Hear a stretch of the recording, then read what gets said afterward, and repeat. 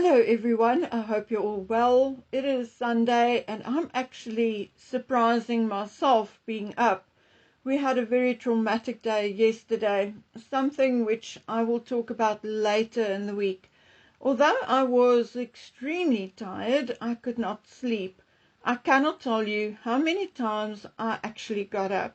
Then I was thirsty, then hungry, then my back is sore, and on and on and on it went. Anyway, I'm here now, so let's talk. Firstly, did you hear that Charles accepted Harry's invitation to Invictus? Strange that seeing that Invictus is only in 2027 and Charles is, according to a few people, gravely ill. Now, I said I'll weigh in on Charles's illness, but please, again, I realize that I live in a different reality from many of you. I have seen death in all shapes and forms, due to violence, due to an accident, due to cancer, due to a heart condition, and due to old age. I also have a very different religious or then spiritual belief system from most of you. Just keep that in mind, okay? I do believe that Charles is ill. I know he has some type of incurable cancer, and I do believe that I know what type of cancer he has. And that type of cancer has a prognosis of 1 to 10 years. I also know that he has a secondary condition which apparently, allegedly, concerns the courtiers more than the actual cancer. So I'm not going to come with some conspiracy theory that Charles is faking his illness. I think he is not. I really do believe that he is sick. However, I'm not someone who forgives or forgets because someone else is sick. Like my father said, bastards die too. A lot of people have sudden memory loss when someone dies. I had a very pretty woman who worked with me years ago, and she regularly walked into a cupboard or tripped on something. But of course we knew, and then her husband suddenly passed away.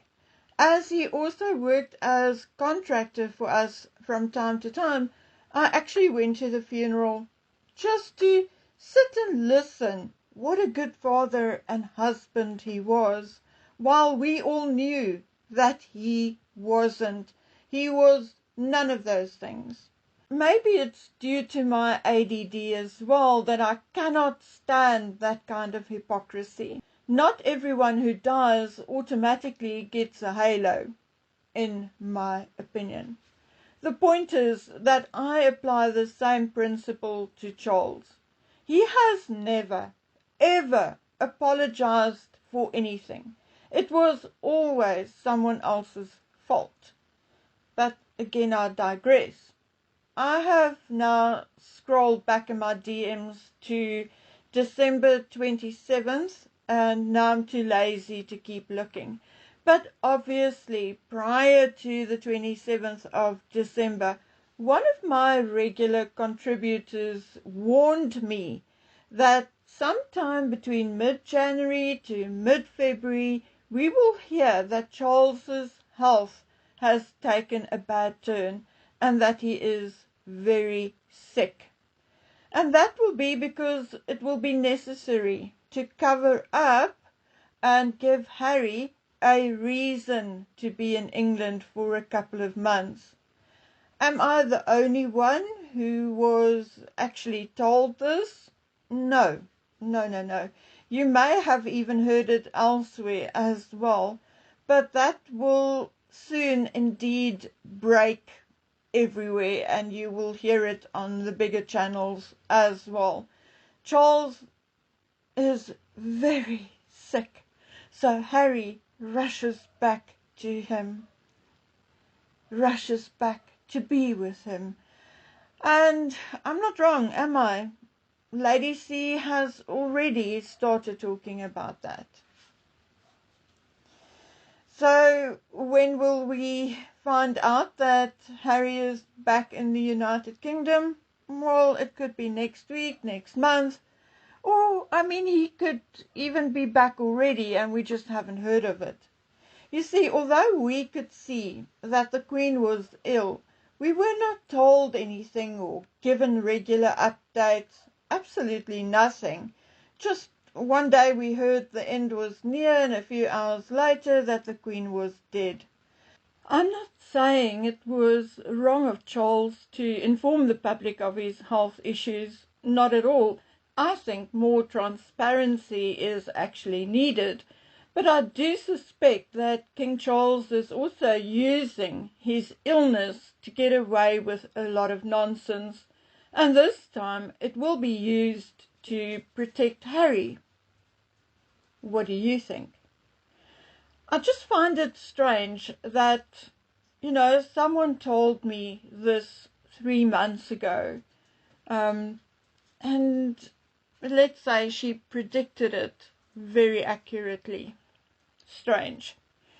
Okay, and then we have old Hapless, who one day becomes quite heated and animated about children on social media, and almost the next day, old Meghan posts a photograph of Harry holding little Bess with her face almost fully visible.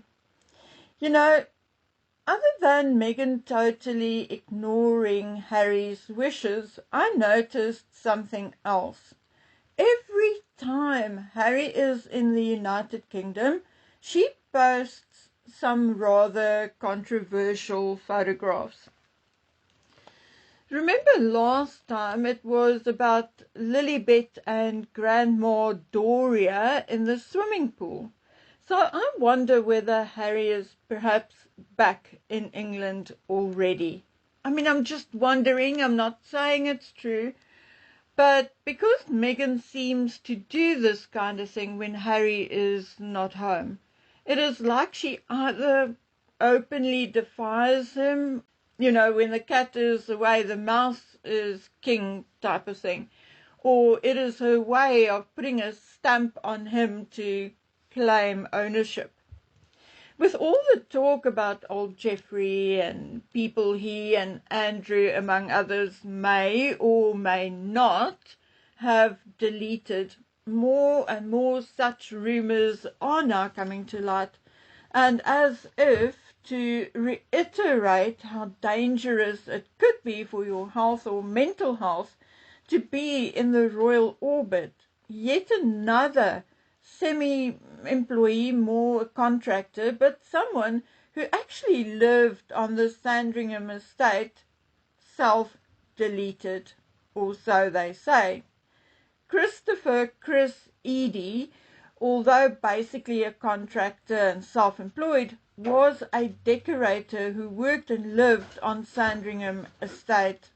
According to his partner, Chris became increasingly distraught about the dwindling number of jobs he was getting, including jobs from the estate, as Charles was making management changes and introduced new contractors. Then Charles asked him to paint a pagoda on the estate. This pagoda was over a Buddha at Sandringham. Charles asked Chris to paint it in certain colours. Chris thought the colours were a bit garish, but he went ahead and painted it as instructed. At the end of the day, Charles was not happy with how it looked and instructed Chris to repaint it. Chris dutifully stripped the structure and prepared it for the new colours that Charles chose. But without warning, the painting work was handed to another contractor. Chris began losing weight from a lack of appetite. He was worried about his work at Sandringham, and the pagoda incident rendered him extremely anxious. until, of course, he was found hanging in the garden of his Sandringham estate home.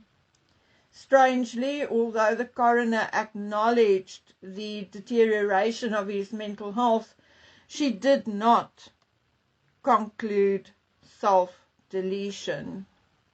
Now, I find that a bit weird.